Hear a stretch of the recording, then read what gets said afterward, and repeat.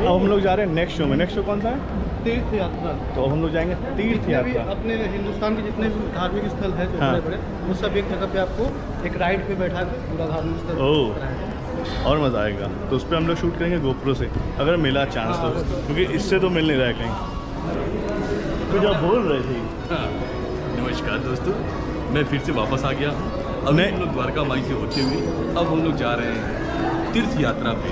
अभी थोड़ी देर बाद पूरे हिंदुस्तान के तीर्थ यात्रा का आनंद लेंगे। ये लाइन आप देख के समझ सकते हो तीर्थ यात्रा की। बड़ी खतरनाक लाइन है। इसकी लाइन आप हिंदुस्तान की तीर्थ यात्रा का।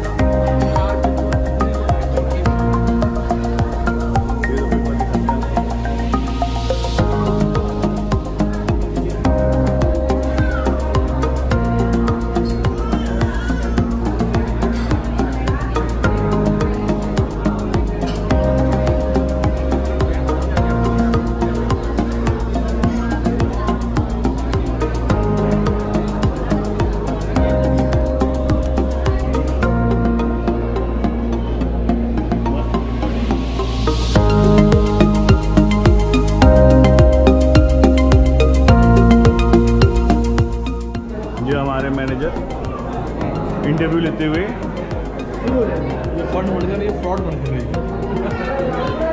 ये नवाजुद्दीन सिद्दीकी हैं। चांद नवाब। आपने वो पिक्चर देखा है कहो ना प्यार?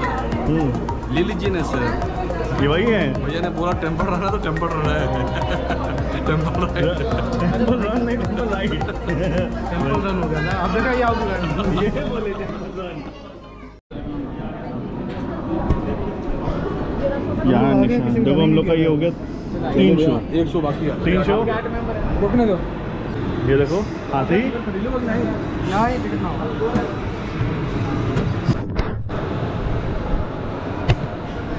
देखो हम लोग बैठ गए हैं राइड पे। ये टेम्पल राइड। भारतवर्ष के प्रमुख तीर्थ स्थलों की यात्रा में आपका स्वागत है। आज हम उन अद्भुत मंदिरों का दर्शन करने जा रहे हैं जिनका निर्माण आज से सदियों पहले हमारे पूर्वजों ने किया था। तो आइए इस यात्रा का प्रारंभ महानगरी मुंबई से करते हैं। पूरे देश से यहाँ लोग आते हैं और ये नगरी किसी को नाराज नहीं करती। गेटवे ऑफ इंडिया, भारत का ये प्रवेश द्वार इस समुद्र के तट पर 100 से भी ज्यादा सालों से खड़ा है।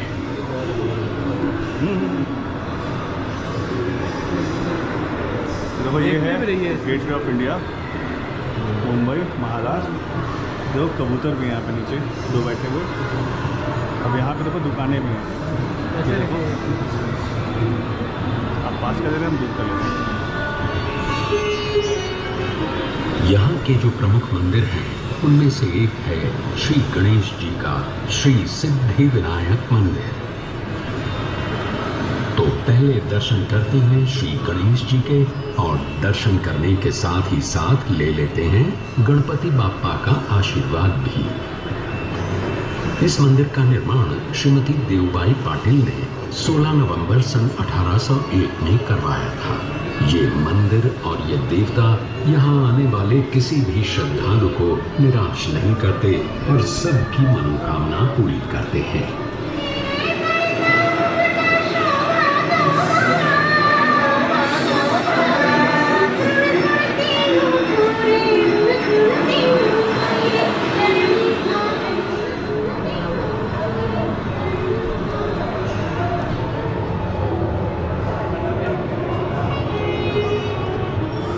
मुंबई से अब सीधे चलते हैं गुजरात। भगवान श्री कृष्ण का ये प्राचीन द्वारकाधीश मंदिर 2000 वर्षों से अधिक समय से यहाँ बसा हुआ है। मान्यता ये है कि द्वारका नगरी में भगवान श्री कृष्ण का निवास ठीक इसी स्थान पर हुआ करता था। गोमती नदी के किनारे बसे इस मंदिर के 2 द्वार हैं, मोक्ष द्वार और स्वर्ग द्वार। 4 धामों में से एक है ये द्वारकाधीश मंदिर। हर साल यहाँ कृष्ण जन्म का उत्सव बड़े धूमधाम से मनाया जाता है।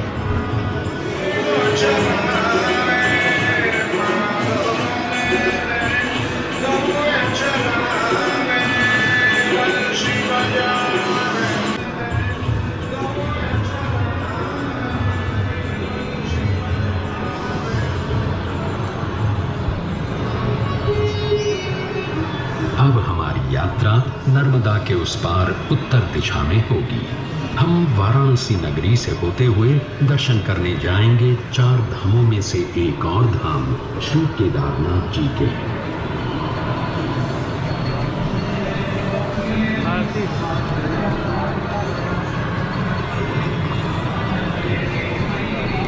केदारनाथ शिव जी का मंदिर है।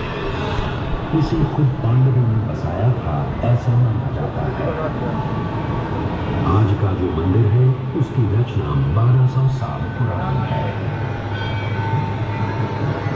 इस मंदिर के द्वार हर साल केवल अक्षय तृतीया से कार्तिक पूर्णिमा तक यानी लगभग 6 महीने खुले रहते हैं।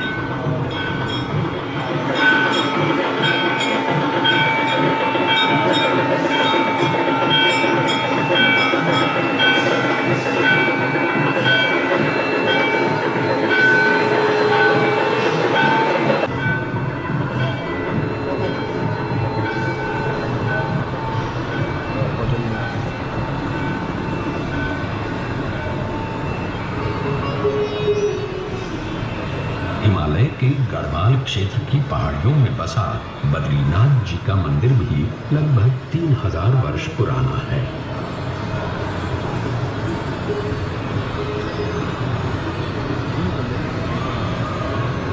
भगवान विष्णु के इस मंदिर का उल्लेख महाभारत, भागवत पुराण, पद्म पुराण इन सभी ग्रंथों में पाया जाता है।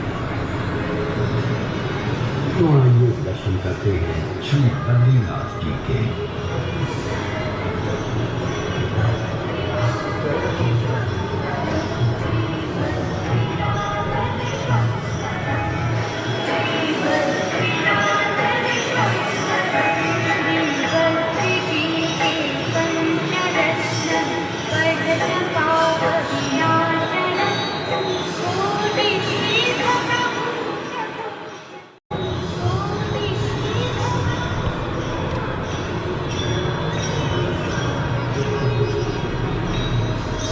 से लाखों करोड़ों लोग आषाढ़ी एकादशी के दिन भगवान विट्ठल के दर्शन के लिए महाराष्ट्र के पंढरपुर पहुंचते हैं।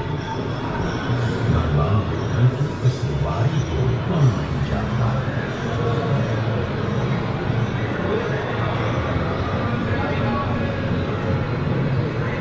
800 साल पुराना मंदिर भक्त पुण्य की महत्ता प्रमाण है और महाराष्ट्र की संत परंपरा का आधार भी।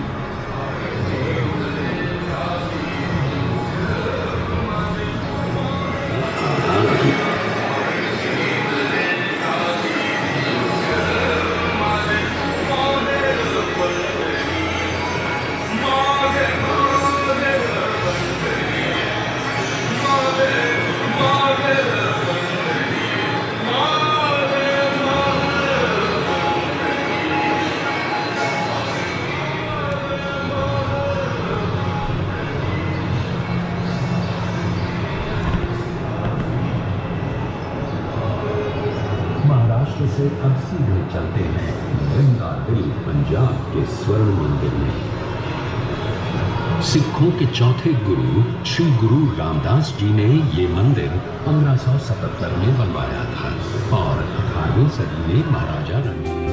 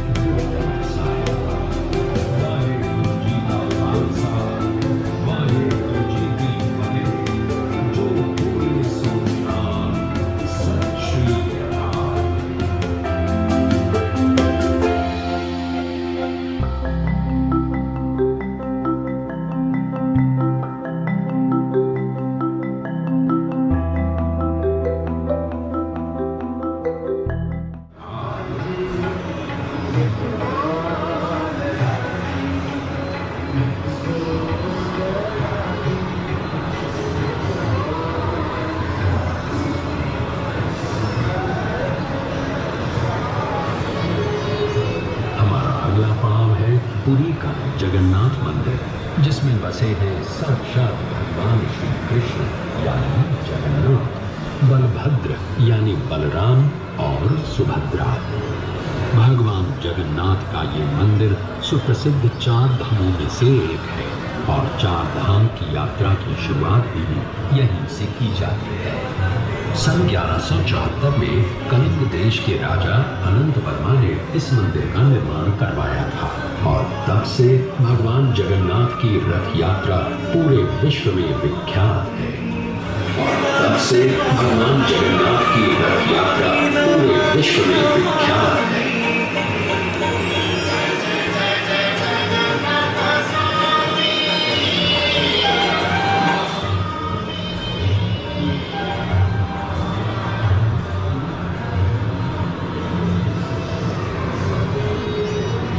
चलते हैं दक्षिण भारत के मीनाक्षी मंदिर की ओर।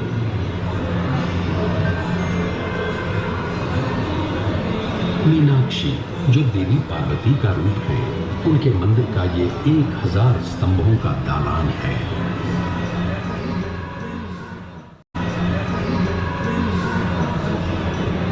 दो 2500 वर्ष पुराने इस मंदिर के 50 मीटर ऊंचे 14 गोपुरम वास्तुशिल्प के सौंदर्य का प्रतीक है। इस मंदिर में 33,000 मूर्तियां हैं और यहाँ दर्शन के लिए रोज 15,000 से भी अधिक भक्त आते हैं। इस मंदिर में 33,000 मूर्तियां हैं और यहाँ दर्शन के लिए रोज 15,000 से भी अधिक भक्त आते हैं।